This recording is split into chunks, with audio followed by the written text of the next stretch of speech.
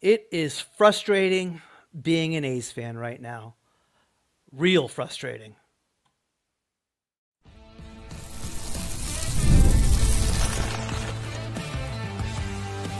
You are Locked On A's, your daily Oakland A's podcast, part of the Locked On Podcast Network, your team every day.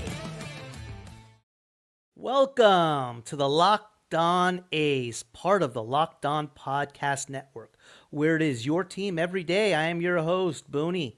Episodes will drop Monday through Friday, 6 a.m.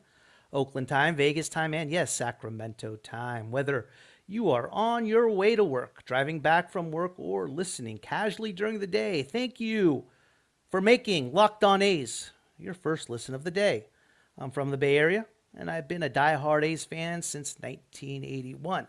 I'm here to bring you a real fan's take, covering everything from Oakland to Sacramento to Las Vegas. This is the place for A's fans to get the latest game breakdowns, team news, and more.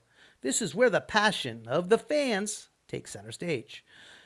We are free and available wherever you get your podcasts, including YouTube, and please hit that subscribe button wherever you are following the show. Today's episode is brought to you by Game Time. Download the Game Time app, create an account, and use code LOCKEDONMLB for $20 off your first purchase. Well, guys, happy Monday. Oakland fans, I'm sure you are cussing out John Fisher and wishing the worst on the move to Vegas. Las Vegas fans are, I'm sure, calling Oakland fans petty, and Sacramento fans are probably just sitting around saying, what the hell is going on? So nothing's changed. For today's show, guys, we are going to stick with our theme later on and cover the 2024 A's July and their second series against the Baltimore Orioles. That's later on. We're going to talk about the offseason. What's next for the A's? But first, it is damn frustrating being an A's fan. You know, I am all for a capitalistic society where one goes out and invests and tries to make some sort of money. And even if they can care less about baseball. I don't agree with it, but I get it. As what John Fisher is doing. What I don't understand is how he is going out of his way to piss people off. And what I mean by that is, first and foremost, his move to Sacramento, which in itself was not necessary. But it's done. But he doesn't call himself the Sacramento A's. And this is something we knew back in April, but what's the point? What's the point of coming out and announcing it? Like, you're playing in a city and you don't want to adopt their name just for the 3 years you're there. Like, what kind of asshole move is that? I don't even know if I'm allowed to use asshole, if that's considered cussing or not, or if that's a bad word or whatever it may be. But I mean, the A's franchise is kind of already up against it. And the more and more you continue to put speed bumps in the way, just makes zero sense. The A's literally don't have a fan base right now. And the only type of fan base you would get in Sacramento, you are already alienating them. God, you are such a first-class prick. It just makes zero sense. It makes zero sense. You using the word Sacramento A's for 3 years isn't going to bug anybody. It's not going to give the inclination that you're not going to Vegas. It's not doing anything. Yet, you went out of your way to announce it. Just to insult the city and just to insult the people. Why?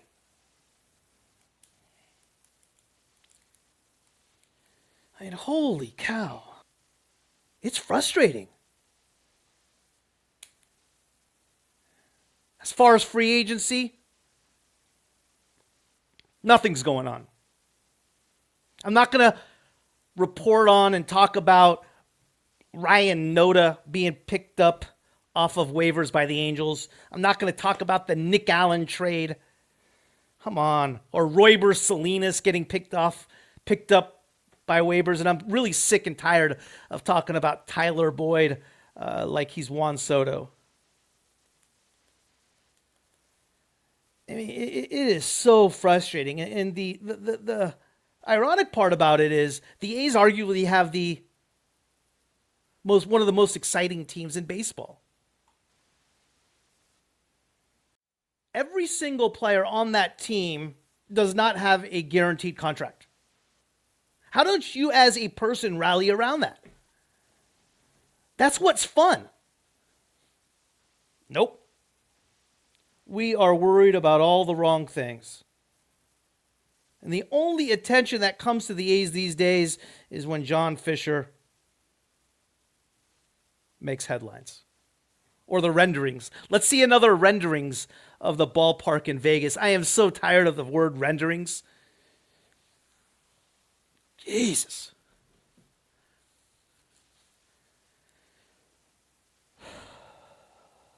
Or Tave Cavill. There's another guy that gets a lot of attention. I mean, it is day in and day out. The only thing that we are concerned about is what John Fisher is doing. And I hate to say it, he's brought it on himself.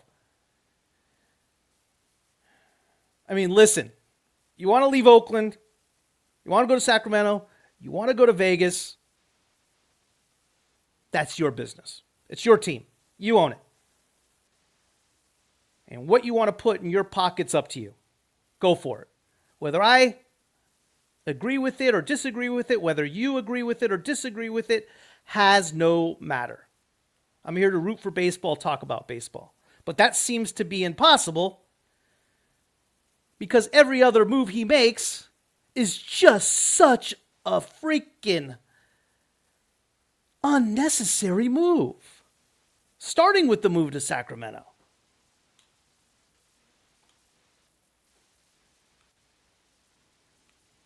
I mean, it is frustrating. I mean, zero to talk about in the offseason. Every other team is excited, has like 5 players they are looking to sign. We don't even know what we're doing.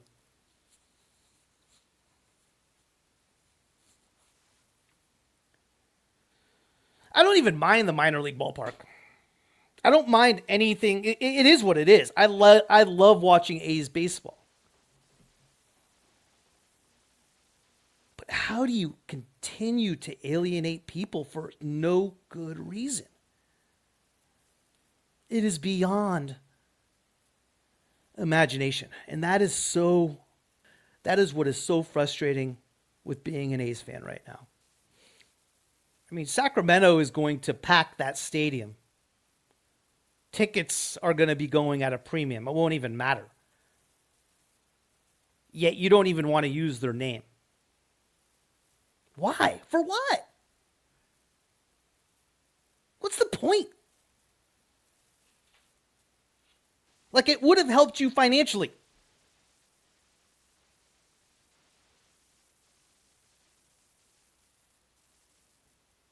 Merchandise sales would have been better with the name Sacramento associated with it. Yet, no. I tell you, Mr. Fisher, you are a first ballot Hall of Famer for being a prick. No question about it.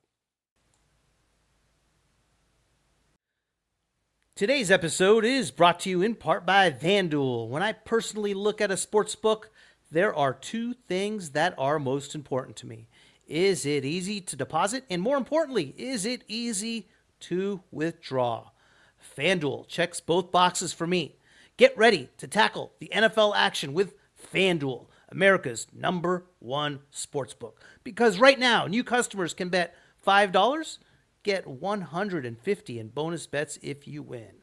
The FanDuel Sports app gives you everything you need to place live bets on the NFL, all in one place. So when you get a hunch in the middle of the game, you can check out the latest stats, view live play-by-play, and so much more on the same page where you place your bets. Just visit FanDuel.com to join today. You'll get started with $150 in bonus bets if you win your first $5 bet. That's FanDuel.com.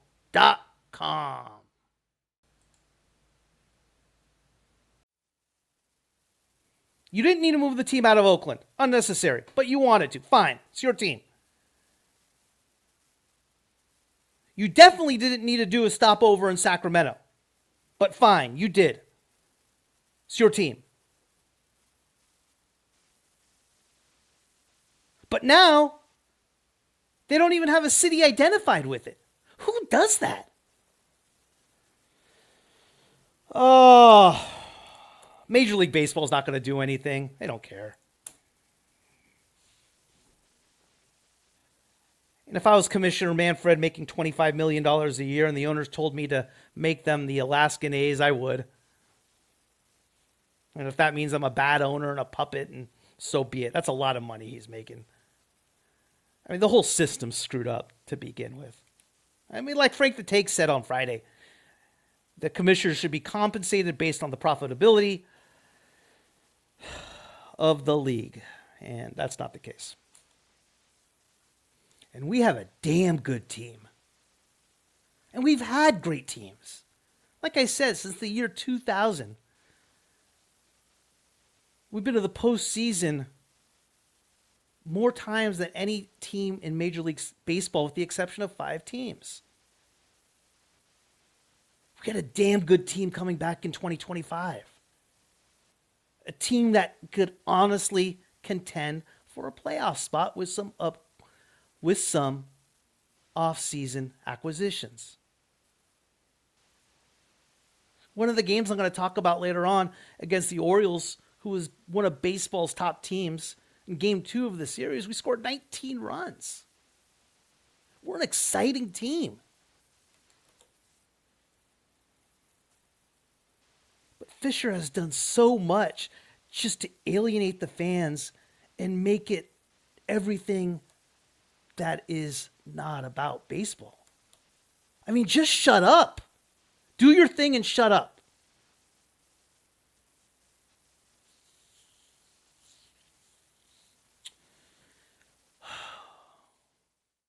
I sit here and I try to stay on the positive and try to make it about baseball, but how can you? We don't do anything in the offseason. I mean, it is brutal. The daily negativity this guy brings to this franchise is just unheard of. Like, why didn't baseball just step in and say, hey, John,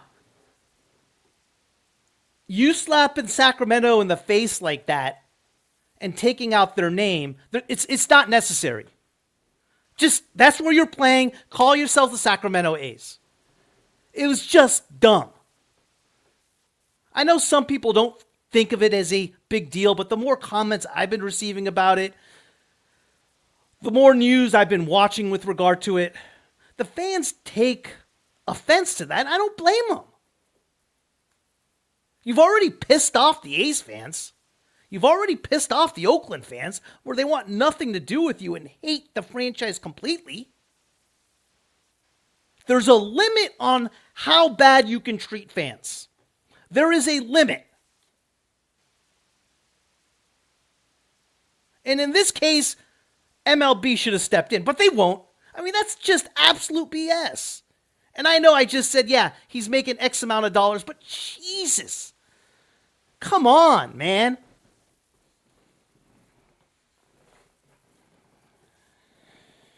Oh, it's frustrating, guys. It is absolutely frustrating being an A's fan right now.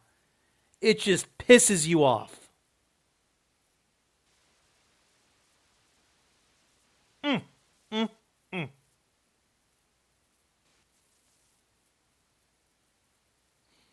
We have one of the most exciting teams in baseball right now, and people are more interested in John Fisher's commitment letter from U.S. Bank.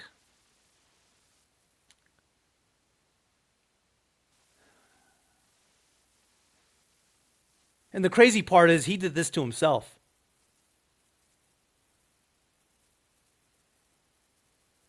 He doesn't talk. He doesn't make himself available, which is fine, but yet he does. Man. I mean, just a Class A prick.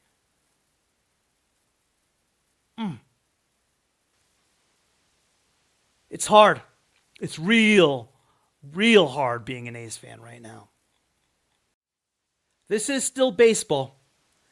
And continuing from the theme from last week, in covering every A's series in July, I'm going to continue to do that with the second series in July against the Baltimore Orioles coming up next. This episode is brought to you in part by Game Time. Take the guesswork out of buying MLB tickets and more with Game Time picks. I am looking to go to the Golden State Warriors game Wednesday night when Trae Young and the Atlanta Hawks come to town. What I love about the Game Time experience is the all-in pricing feature where it shows you the total up front of your ticket with no surprise fees at checkout. It's the only ticketing app that gives me complete peace of mind. Download the Game Time app, create an account, and use code LOCKEDONMLB for $20 off your first purchase. Terms apply. Again, create an account and redeem code LOCKEDONMLB for $20 off. Download Game Time today. Last minute tickets, lowest price guaranteed.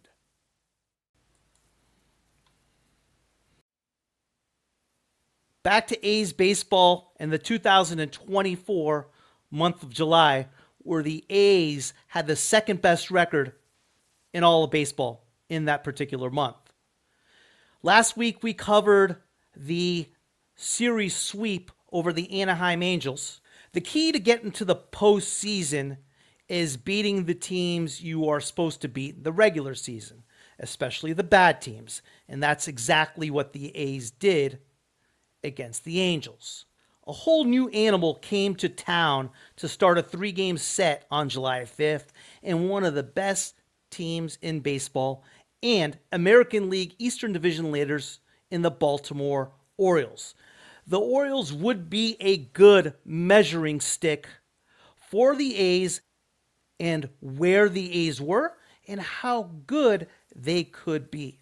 Left-hander Hogan Harris started for the A's, who has been up and down as a starter. Early in June, he pitched 6 shutout innings against the Blue Jays, but in his last start, he only went 3 1/3 innings, giving up 10 hits and 3 runs against the Diamondbacks. So the verdict was still out on Hogan Harris as a starter. Gunnar Henderson led the game off with a single, advanced to second on Adley Rutschman's 5-3 putout. Harris battled. He struck out Ryan Mountcastle, and then with 2 outs and the dangerous Anthony Santander at the plate, Henderson stole third base in what became a theme for the A's in this series and in 2024 was defense. Langoliers threw the ball into left field, attempting to throw out Henderson, allowing Henderson to then score, giving the Orioles a 1-0 lead going into the bottom of the first. The A's continued with the same lineup they used in the Angels series, with the only difference being that Soderstrom was in the cleanup spot and Langeliers was hitting fifth. I like the fact that Kotsay is going with the same lineup day in and day out. I don't like the fact that Bleday continues to lead off, but I understand the idea of trying to get something going, trying something new. Bleday struck out to lead off the game, and next came up Miguel Andujar, who did something we have not seen in a long time. He hit a shot over the left field fence for a solo home run to tie the game up at 1. The second inning was more problems for Harris, allowing back-to-back doubles. First to American League All-Star Jordan Westburg, and to Austin A's, giving the Orioles a 2-1 lead. Harris' control left him as he walked 3 of the next 5 batters and walked in a run, giving the Orioles a 3-1 lead. Geloff led off the bottom of the second with a single, but after that, the A's bats went silent as Albert Suarez retired the next 15 of 16 batters he faced. To Hogan Harris's credit, he battled. He went 5 innings, allowing the 3 runs. Only 2 of them were earned. And the bullpen was impressive. Tyler Ferguson, TJ McFarland, Austin Adams, and Scott Alexander, each going 1 inning and allowing 0 runs. Holding an offense like the Orioles scoreless for 7 straight innings was impressive. The problem was the A's bats went silent. Langeliers led off the 7th inning with a solo home run, making the score 3-2. And the key part of the ball game came in the 8th when Max Schumann led off with a single. He stole second and advanced to third on J.J. Bleday's ground out to second. Now, 1 out, runner on third, you gotta get the tying run home, especially with your 2 and 3 hitters coming up. Andujar struck out, and Rooker grounded out weakly to third. Orioles closer Craig Kimbrell closed out the game in the 9th as the A's went down quietly, with the 1-run difference in the final score being the unearned run the Orioles picked up in the first on Langeliers' errant throw into left field on the attempted steal by Henderson. You can't walk guys, can't make errors that lead to runs, and can't leave guys on third with less than 2 outs against a team like Baltimore. On the positive side, Harris did battle. He threw 103 pitches in 5 innings and kept the A's in the ball game. Bullpen again was impressive, but a very winnable game that went down as a loss. Game 2 of the series, Kotsay juggled around the lineup. Bleday and Soderstrom got the day off as Daz Cameron led off playing center field, and Armando Alvarez played first base.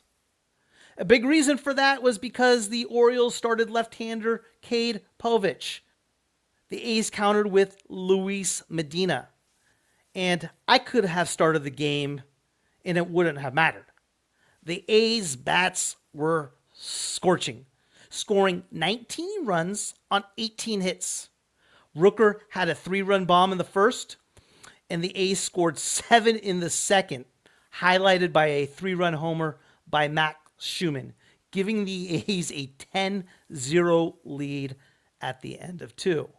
Langeliers had a 2-run home run in the third, Tyler Nevin a solo shot in the fourth, and it was 12-0 at the end of 3 innings and 17-1 at the end of 6. The A's have done this on multiple occasions during the year where their bats have just been absolutely on fire. There isn't much to discuss on this one. Medina was solid, 5 innings, 6 hits, 1 run, 3 Ks, 3 walks, and the A's went home with a decisive 19-8 victory as the Orioles scored some garbage runs in the 8th and the 9th. The A's taking Game 2 in this fashion made Game 3 of this series that much more important. Mitch Spence took the hill for the A's, coming off a win against the Angels, and the key for these young pitchers is consistency. You cannot have a good outing and come out the next time out and get hit. It was looking that way to start, as Spence got Henderson to ground out and Rutschman to fly out to start the game. With 2 outs, Anthony Santander barely grazes the right field pole for a solo home run. Ryan Hearn gets an infield hit, but Spence throws the ball away, giving O'Hearn second. Again, another error. Jordan Westberg singled, and with first and third, impressive Oriole rookie Heston Kierstad hit a 3-run bomb over the center field fence, giving the O's a 4-0 lead. It went from 2 outs, nobody on, to giving up 4 runs in a blink of an eye. Spence battles, as he always does. He allowed a leadoff single to Santander in the third, got the next 2 out, and Kierstad hit a ball to center that Blade just dropped. That allowed Santander to score.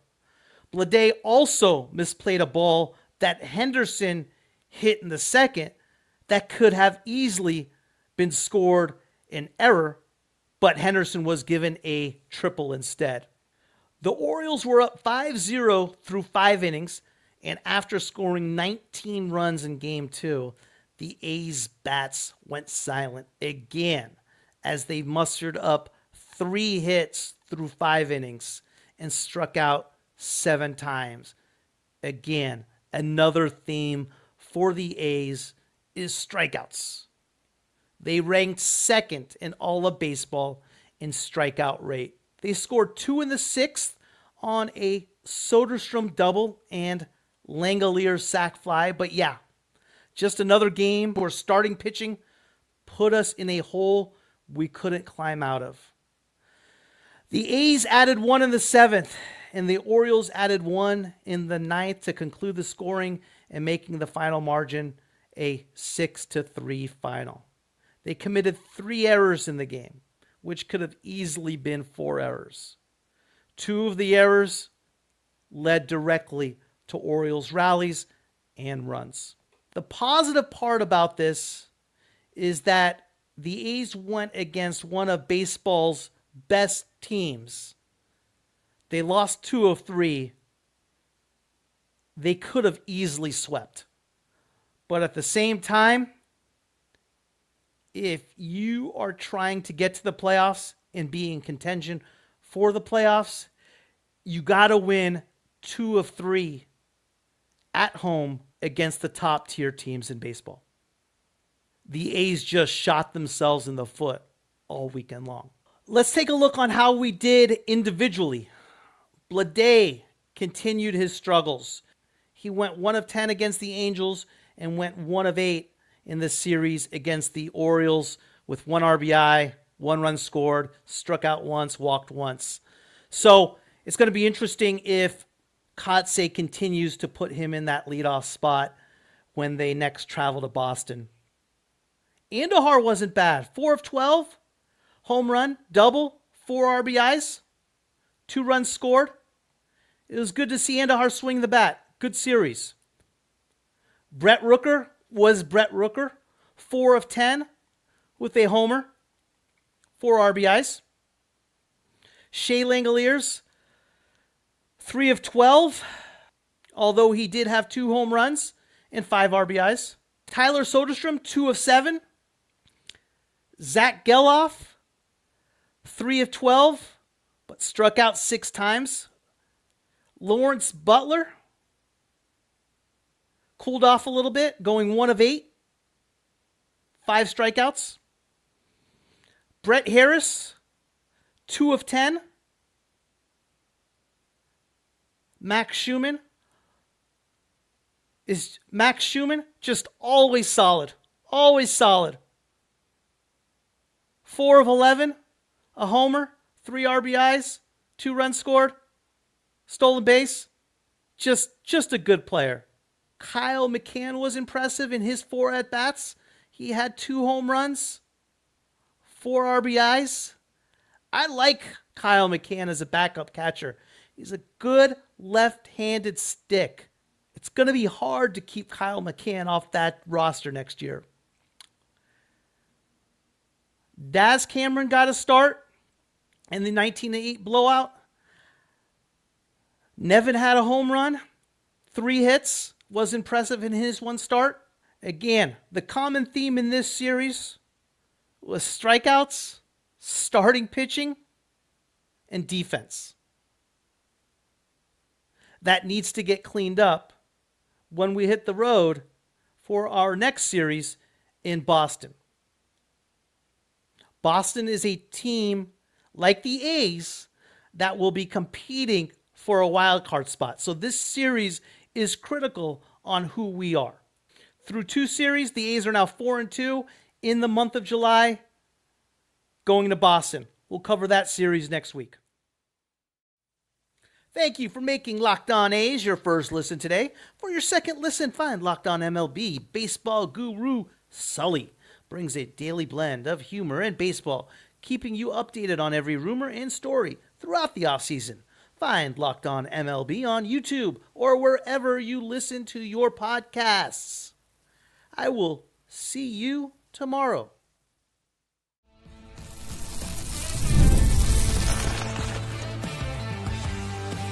You are Locked On A's, your daily Oakland A's podcast, part of the Locked On Podcast Network, your team every day.